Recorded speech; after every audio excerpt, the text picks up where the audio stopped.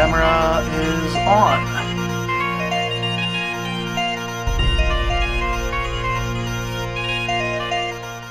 Welcome to Nights at the Round Table, a round table discussion on speculative fiction books and film.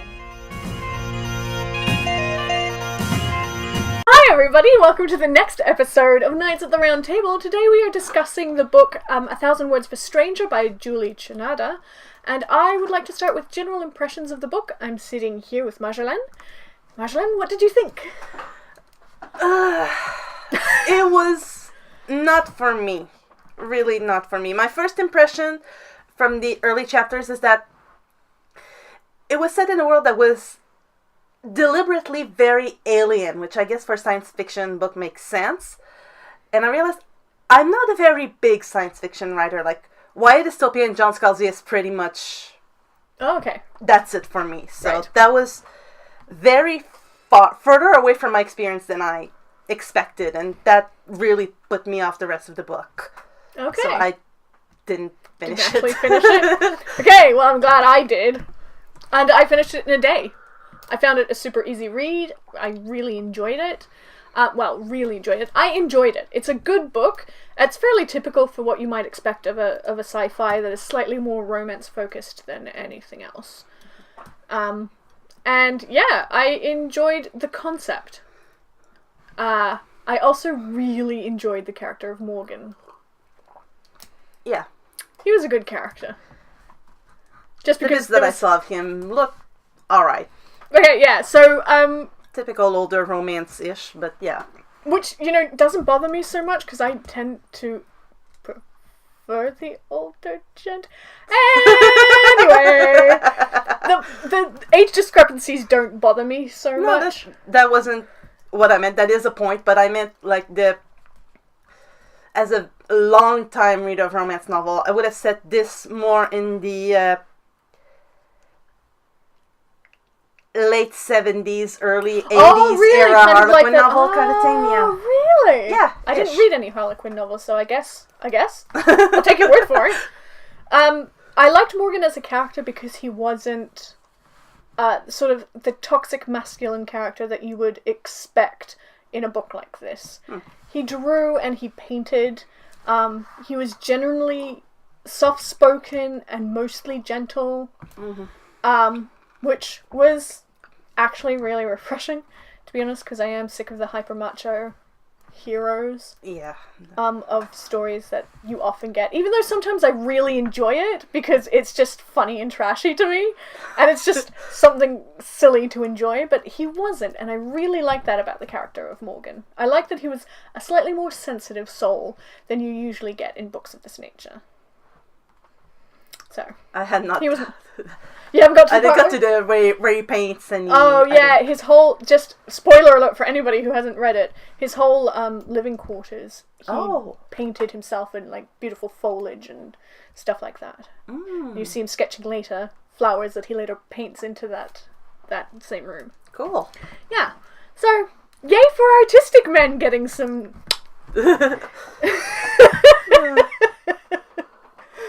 Although I did have a few moments where I was just like, just kiss already. It took so long just to get to a kiss. I'm going to cut that out, don't worry. Is that ever done? Yeah. So, yeah, there were a couple of moments like that where I'm like, it's obvious, you two, would you just, will he, won't he stuff bugs the crap out of me. There's no need. There's no need for that kind of idiocy. If two people are attracted to each other, and it's both mutually agreed upon, it just... just... Good choice of sound. It's really annoying just to have the, will they, won't they, when everybody's like, yeah, of course they're going to. It's like not a surprise at all. Yeah. I guess. I mean, again, they're not finished, so I feel like you're speaking from more voice of experience than I am. But at the point of the story where I was like, okay, no, that's as far as I can go and like no more. They're really not in a good position to start a relationship. I mean, it's an incredible power imbalance. Yes. He's the older man, he's the captain of the ship, and she's an amnesiac. She's completely dependent on him. Like, one of the last sentences I read was, she was worried about him, and it's like, he's all I have. And a second later she thinks, yeah, but he's all I have, and he lied to me. Yeah. All I have is a man that I can't trust. Like, that's not a good... If from then they built to a point of, like, equality, and a point where it's not as terrible for them to be in a relationship, and then it takes them forever to kiss, maybe, but like... Yes. It is essentially yes. That's exactly what happens. And there's a whole lot of running away where it doesn't make sense to run away, really. I can kind of get what the motives were, what the author was going for motive, but at the same time I'm like, that is the stupidest fucking decision you could have made. Really? God damn it. Yeah. Okay, so what made you stop specifically? Specifically, well, the very first description in the very first chapter was from the point of view of a character that had a name whose spelling does not make any word in any language that I know, and the creature is described as not human, like having eyes that can look in different direction, and all things that are, I guess, interesting and like cool, but also so very deliberately not human, and makes a point of like this crazy world, and like humans are a very small minority. It's a good world for science fiction, but when I'm starting into science fiction, I'm not, as I've mentioned earlier, I'm not a big science fiction reader, but I need to start at least from the human point of view and from something that seems within my experience. Okay, yeah. And I was, from that first moment, I was trying to get to the human experience, to the main point of view character, and that character was just very deliberately a blank slate. Mm-hmm. Young girl, amnesiac, and like in a place. I'll give you a clue though. She's not actually young. Yeah, you'd have to finish the book. I'd have to finish the book. I'm suspecting. I mean, I was trying to skip along. I did get to the last chapter, trying to read, and like even that. Sometimes I do that. That habit I picked from the mystery novels. When you get to the last chapter, you get everything. Oh, so you read the last chapter first? Oh, well, not first, but like if I get to the first couple, 2-3 chapters, and I'm like, do I really want to finish this? Then I get to the last, and it's basically a synopsis. Okay. Except in that case, it didn't help. Yeah, no, it didn't. The last part, I would say the last sort of quarter or fifth of the book felt a little rushed. Like she's trying to wrap up all the ends a little too quickly. Which, wasn't a terrible thing. It did mean that I could finish the book in like 4 hours. So I'm not going to complain too much. But it did felt a little rushed. And then there were a couple of characters, particularly Sierra's dad, who jumped sides in a confusing manner. Like, first, it seems he was against them, and then he rescues them, and then he's against them again for some reason. And that confused me a little bit. It might also be that my eyes were tired after reading, and I skipped something, but I don't think I did. So, yeah, I found that a bit weird, and a little too... This character is doing this because the plot requires it, rather than this character is doing this because that's what this character is.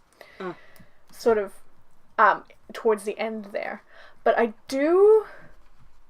was also confused by the whole choosing aspect, and why it was not so dangerous for Morgan as it was for members of the clan. I didn't understand the transfer of power that happens, which you'll understand if you read the end of the book, and how it doesn't affect Morgan at all, and then how he ends up suddenly with all of the power and she is unaffected, or she becomes relatively powerless besides. It was a weird way for it to end. I would rather it have been like the struggle of the choosing, but it turns out that Morgan as a human is way more powerful than anybody in the clan could have guessed. And then that would have made it better between the clan and the humans, because the whole point of the clan is that they're humanoids with incredible psychic powers. That's what I'm going to say. They can not apparate, but teleport. Teleport, I guess, would be the word. By moving through what sits in the middle of space and time, basically. They project their thoughts there, and then they drag their physical body through, is how it works. It's sort of That's like... what's happening. Yeah, it reminded me of the Chronicles of Riddick, actually. When right at the end scene, the head dude played by Colin Feore is fighting Riddick, and he starts to teleport and then gets stabbed in the head. Anyway. We've already done it. Also, Chronicles of Riddick is ages old now. So yeah, I enjoyed their abilities. I enjoyed the whole choosing thing. I especially enjoyed that it meant that the females of the clan were by far the more powerful than the males, which, you know, is nice and refreshing, considering how most of the time these societies are imagined as patriarchal versions of humanity. It's nice to have it switched around, because so much of their power is mental, unlike us where its power is described in the physical, which gives men the advantage. In this instance, it gives women the advantage, and they're considered the more powerful ones. Which... Yay. I liked it. So how did you feel about the amnesiac character to start off with? Because I felt it very cliche. Yes. It was the very end. It was very cliche. I mean, it's typical. You want to start a story at the beginning, and it's like there's two ways to do it. If you want to start at the beginning, you either start with the person's birth, or you wipe them completely and put them in a new environment. And that's the Amnesia Gambit. Yeah, I would argue that you don't have to start at the very beginning. So sometimes it works really well if you drop the reader right in the middle of the action, or where you have it's sort of halfway in the story. For example, there's this huge colossal war happening, but you don't know sort of the start of the war because it's been going on so long. You just know that everybody's at war, and then you plunk your reader with the characters who are in the middle of a world at war, and you don't need to know it right from the very beginning, and it works. Often people do want to have it expanded upon, so there'll be like supplementary works, short stories, that kind of thing that you can add to the world, but you don't need to start at the very beginning for stories. And I think for this one, I guess the whole point of it was that she lost her memory, otherwise she would have been her horrific older self, like previous self, rather than Sarah Morgan, who is lovely and sweet and cares deeply for her captain/lover, I guess. So yeah, I found it cliche. There are certainly better ways to go about it, but I didn't mind it so much for this book. Except it does give Sarah Morgan like zero personality for the first little bit. No, it does. That's pretty much what it does. And I mean, if it's the whole point of the story, that it's the arc of her regaining her memory and regaining her power, that's an arc. I guess it's kind of the chosen one trope thing. I guess that's what they're going for here. Yeah, except strangely enough, Morgan was the chosen one, she was the chooser. But it was the chooser who lost her memory. Yeah. So that was a nice little twist. I enjoyed that sort of turning of the turning of the trope around. I enjoyed that in the book. But yeah, the whole memory loss thing is a little too cliche. And honestly, I wish I'd read this when I was much younger, because then I wouldn't have found it so cliche, because I wouldn't have read so many other books with this as sort of the lead off. Yeah. So speaking of characters, how did you find they were written?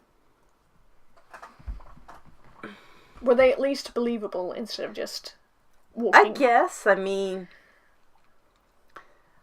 if you start from a perspective of the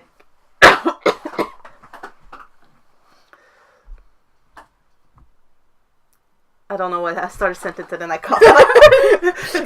Lost everything. Yes. Characters. Were they believable? They were believable in a way, yeah, I guess. I mean,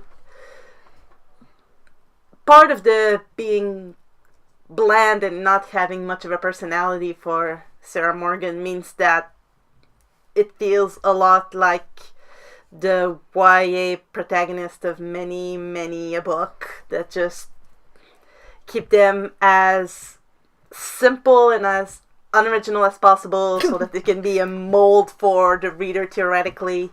Yes. Because God knows you don't want the reader to be offended by the personality of the protagonist. Oh no, though sometimes that can be fun having. Yeah, that can be fun, but I mean, totally awful. You could risk the sales. You don't want that happening. No, you don't want that happening.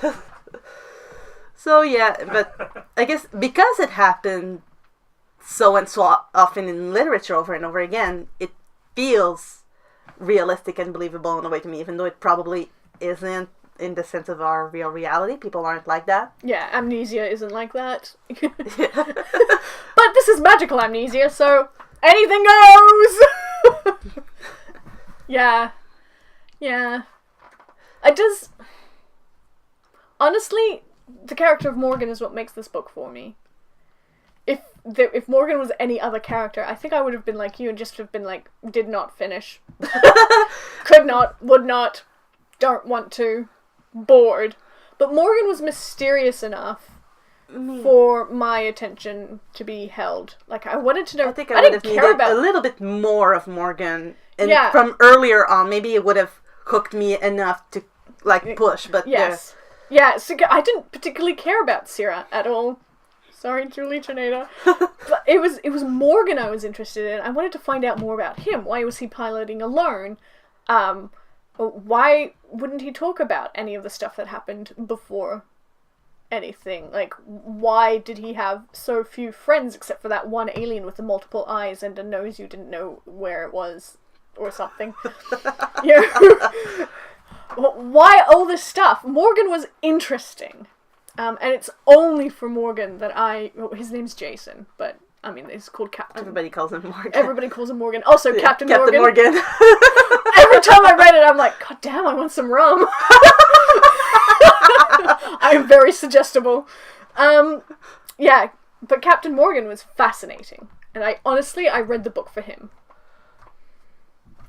I can understand that. The bits that I managed to push myself hard enough to get of him, I did like. But, I mean, too little too late, I guess? Yeah. That's true. Yeah, it wasn't Sarah's mystery at all that had me hooked. I think it was not the way to lead off. It would have been way more interesting to have more Morgan. So this book, like the second book of the Dark Tower series, suffers in a lack of one of the protagonists. For the Dark Tower, it was, we need more Roland. For this book, it's, I wanted more Morgan. Yeah. Yeah. What major plot point have you just gotten to? Or I got to the last bit that I was reading, and I was trying to catch up on the bus before we were getting here, so I was like panicking. I was really trying. I was really a little bit panicking. At the space supermarket thing, and like she's in this sort of a bag, and I don't know what's going on. A spacesuit. Yeah. Yeah, I don't know what's going on. They have to pay a tax for her, and he pretends that she's a drug addict or something, and that's as far as I got. That for the reason why she has a spacesuit on. Okay. With the helmet, so that nobody recognizes her for starters. And the reason he gives is, she's a drug addict. And I can't remember why that related to her being in the spacesuit, but there you have it. I just read this yesterday, so that's not a good sign. Yeah. Okay, so they just got to the supermarket. Yeah. But that's where shit goes down. Oh. So I just missed. Well, not really. I mean, it was one of those she runs away things. Oh. And I'm like, why? That is the dumbest thing you could possibly do. Why? Also, you guys are telepathically linked. He could probably find you. Come on! Come on! Yeah, so that's about halfway through, I think. Not quite. I mean, it looks like that. Oh, okay. Maybe third of the way through? Is this a 10th anniversary edition? It doesn't look like it. it. It's a first edition. It's a first edition? Okay. I think it's first edition. Yeah. I'm just going to. Yes. Yes. Okay. There's a bit later on in the book that had me cringing. It was very rapey. Oh. Yeah. Yeah. That had me feeling squirmy and uncomfortable. But, I mean, I guess that's one way to make a villain clearly a villain. But again, tired trope. Yes. Kind of. Yeah, so again, for another reason, I would have liked to have read that when I was much younger, because I wouldn't have read so much of that as, well, this guy's clearly a villain because he's okay with rape. Yeah. It's annoying. Yeah. Yeah. It doesn't happen, but, there's a lot of preamble to it that really, it just made my skin crawl. And I don't like that. I mean, I guess it was supposed to, so well done. It's just a thing that I'm tired of reading of. It would be the way also, that I villains that are villains for the sake of being villains, like just... You know that you're not supposed to root for them because they do bad things. Yeah, yeah. And, I mean, there was... It's irritating. It is irritating. And there was sort of a motivation. It was very, of course, power-driven. But it's presented as, like, this group of people are fighting for their freedom from the council. But they had their freedom from the council. Like, literally no one knew that this other clan civilization existed. No one. Until they started going after Syrah. I'm like, guys, that's dumb. Like, just stay hidden. You're okay. Like, oh my god. I hate you. Not because you're a villain, because you're stupid. Like, come on. And so the other motivation was a power thing. They were trying to breed the most powerful so that they could take over the world. Sort of idea. And just, really? Take over the world. Not the best motivation. I mean, if you don't think about it too hard, you're like, oh yeah, okay. That's cool. Oh, cool. And then you start thinking about it. What would you do with the world when you get it? I know, right? Yeah, you actually start thinking about it. I'm like, but you wanted freedom and you have freedom. Why are you doing all this other stuff? That's ridiculous. Like, you didn't like it at all. I mean, no, I like the book. Let me be clear, I actually like the book, but there were a lot of tropey things in there that I didn't like. Yeah. Easier to enjoy when you're very young or not super well read. Well, yeah, it's easy to do either if you're very young or if you enjoy. So I would classify this book as fun brain fluff because it is so tropey. It's a fun read. I enjoyed reading it. I'm not sorry that I stayed in bed all of yesterday and read this book. Not even a little bit. So yeah, I would pick up this book, but it covers all sorts of things that have already been done to death 1,000 times over. And it's a fun, light read, but I wouldn't say it's amazing. It didn't blow me away the way that some books have. So, there's that. That makes sense. Yeah. Yeah. Okay, so final thoughts and star rating if you feel you can give it one. Feels unfair to give a star rating to a book that I didn't finish. Did not finish. 0 stars. Yeah, but that's also a little bit unfair because it's not like it's badly written or that it's a bad book. I mean, I trust the judgment, like your judgment and behind the camera. Eric's judgment. Yeah. Thanks, cameraman. I wouldn't trust teenage Eric's judgment. Okay, well, anyway, I could see that the writing was good. It just so much wasn't for me that I was pushing myself to try to read it and not quite succeeding. So it's DNF for me, but it's not a judgment on the quality of the book. Okay. I feel like I should say. Yeah, okay, so I'm giving this 3.5 stars. It's a fun read. It's pretty tropey, but it is very well written. And I can't stress enough how much I enjoyed the character of Morgan. An awful lot. I really liked him. I liked his blood brotherhood with the weird multi-eyed alien thing, who joins in their adventures and then ends up getting stuck more or less on a mountaintop with nothing but some alcohol. And it's great. With some rum? With some, some Captain Morgan. No. But yeah, I really do wish I had read this when I was younger. I have the 10-year anniversary ebook version of it, and there's a short story attached to it, which I haven't yet read, but explains more about the human involvement in the trade pact. Oh. I haven't read it yet, so I can't speak to it. And it might help flesh things out a little bit in this world. As a sci-fi, it was great. There were fantastic aliens. The whole idea of the division of the clan versus the people who didn't have the talent, because I have a sort of sneaking suspicion that the humans and the clan were both one people at one time. That's my suspicion. And so that was really good. I liked all of that stuff. Less liking sort of the jumping around of Jared, Sierra's father specifically, switching sides the way he did. It didn't make sense to me. And not a fan of the tropes. But it's still a brilliantly written book. I mean, and I really did enjoy reading it. That was the longest explanation of a star rating I have ever given. Okay, you get to pick the next one. Yay. Okay, that is... Oh! Tremontaine Season 1. Oh, yeah! Caroline's going to be on this panel. She's the one who put this in. Various authors. Okay, yeah, so Tremontaine. That's going to be the next book that we read. So I think it's a series, yes? Yeah, and season one serialized. is just, yeah, so season 1 is just the first book in the serial.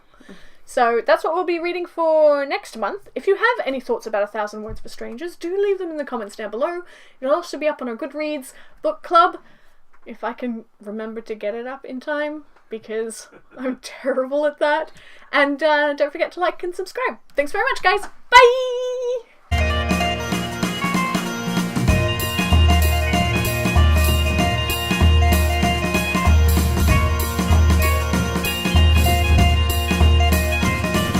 We're in trouble. Sonia, oh my!